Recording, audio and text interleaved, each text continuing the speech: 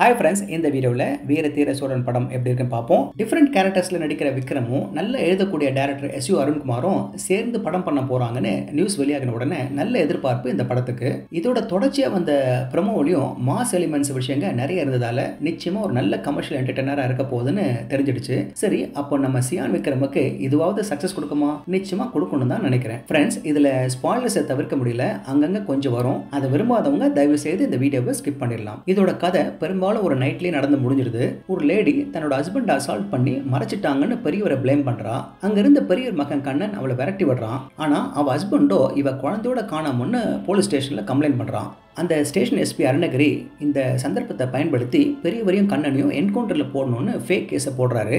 இதை கேள்விப்பட்ட பெரியவரோ அருணகிரியை போட்டு தரல அங்கே மளிகை கடை வச்சிருக்கிற காளி கிட்ட கேட்டுக்கிறாரு. காளியோ ஒரு காலத்தில் அவருக்கு அடியால இருந்துட்டு இப்போ எல்லாத்தையும் விட்டுட்டு தன் குடும்பம் மளிகை கடைன்னு அமைதியாக வாழ்க்கை நடத்திட்டு இருக்கவன். எல்லார் மேலேயும் நம்பிக்கை போன காளி இந்த வேலையை எடுப்பாரா இல்லையா என்பது தான் இந்த படத்தோட மீதி கதை. இந்த காளியை படம் ஆரம்பிச்சு ஒரு 20 நிமிஷம் கழிச்சு தான் பார்க்குறோம். அதுல இருந்து படம் ஒரு த்ரில்லராக மாறுது. இயக்குனர் எஸ் யு அருண்குமார் படம் ஆரம்பிச்சு கொஞ்ச நேரத்திலேயே புருஷன் எங்கன்னு கேட்டு ரகலை பண்ற சீன்ல இருந்து மெதுவா டென்ஷனை பில்டப் பண்றாரு. அடுத்து காளி ஃபேமிலிக்கு காளிக்கு ஏதோ கெட்டது நடக்க போதோன்னு ஒரு டென்ஷன் ஆரம்பிக்குது. ஏன்னா ரொம்ப கிளவரா பெரியவர் குடும்பமும் போலீஸும் காளியோட ஃபேமிலி வீக்னஸ் வச்சு தங்களுக்கு சாதகமா வேலையை வாங்க பாக்குறாங்க. இயக்குனரும் இவங்களுக்குள்ள முன்னாடி என்ன நடந்ததுன்னு நமக்கு தெரியப்படுத்தாம கதையை நகர்த்துறாரு. இப்படியே இன்டர்வல் வரைக்கும் போகுது. நமக்கு கிடைக்கிறதெல்லாம் சில சம்பவங்களும் பெயர்கள் மட்டுமே. அதுல முக்கியமா குறிப்பிடுறது சுதாகர் சம்பவத்தை. அதை பார்க்கும்போது இந்த காளி ஸ்திரமில்லாதவனா ஏதாவது ஏழரை இழுத்து விட்டுருவான் போல இருக்கேன்னு ஒரு பிம்பத்தை கொடுக்குறாங்க.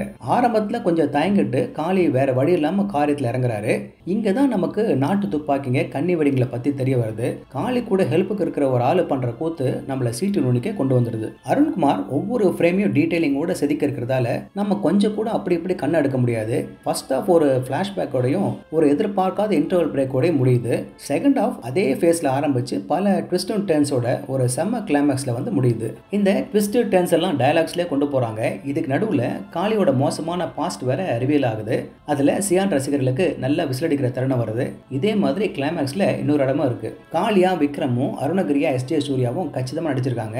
சியான் விக்ரம் வெறும் ஷார்ட்ஸை போட்டுக்கிட்டு மஞ்சள் பைய கக்கத்துல வச்சுக்கிட்டு போலீஸ் ஸ்டேஷனுக்குள்ள வர்றது, கண்ணி வழியை கவனமா வைக்கிற இடம், துஷாராவோட அந்யோன்யம், கிளைமேக்ஸ்ல ஃபைட்டுன்னு பல இடத்துல கலக்குறாரு. அந்த கேரக்டரை நம்புற மாதிரி நடிச்சிருக்காரு. பெரியவரா பிருத்திவியும் கண்ணனா சூரஜ் வெஞ்சரமோடும் ஒரு சர்ப்ரைஸ் பேக்கேஜ். வீட்டு முன்னாடி போட்டிருந்தாலும் திடீர்னு ஆக்ரோஷமா மாறது, எஸ்பியை நக்கல் பண்றது, யார் போட்டு கொடுத்ததுன்னு மத்தவங்களை சுட்டு தள்ளிட்டு காளியை குடையிறதுன்னு வேற டைமென்ஷனை காமிக்கிறாரு சூரஜ். கலைவாணியா துஷாரா விஜயன் தான் சும்மா டிராவல் பண்ணலன்னு வர ஃப்ரேம்ல எல்லாத்துலயும் குறையில்லாம நடிச்சிருக்காங்க. அதுவும் கத்தியை வச்சுட்டு மிரட்டுற இடத்துல சியானுக்கு சரியா நிக்கிறாங்க. படத்தை நைட்ல ஷூட் பண்ணிருக்கிறதால சினிமாட்டோகிராஃபர் தேனேஸ்வர் லைட்ஸை வச்சு விளையாடி இருக்காரு. இவர் பெரிய பலம் படத்துக்கு. ஜிவி பிரகாஷ் கதைக்கும் ஃப்ரேமுக்கும் ஏத்த டென்ஷனை பில்டப் பண்றாரு. பீனிக்ஸ் பிரபுவோட ஆக்ஷன் கோரியோகிராஃபி ரியலிஸ்டிக்கா அமைஞ்சிருக்கு. இதுல குறைன்னு பார்த்தா படம் சில இடத்துல கொஞ்சம் ஸ்லோவா இருக்க மாதிரி தெரியும். முக்கியமா இந்த கண்ணி வெடி வைக்கிற இடத்துல. ஆனா இது கதைக்கு தேவைதான். கொஞ்சம் தப்பாடி வச்சா உடம்பு சரிடும். அடுத்து இந்த பிளாஷ்பேக் இல்லாம அப்படியே கொடுத்துருக்கலாம். நடுவுல இந்த கல்யாண சீனை சொருகாம. கிளைமேக்ஸ் கொஞ்சம் லாங்கா இருக்கு.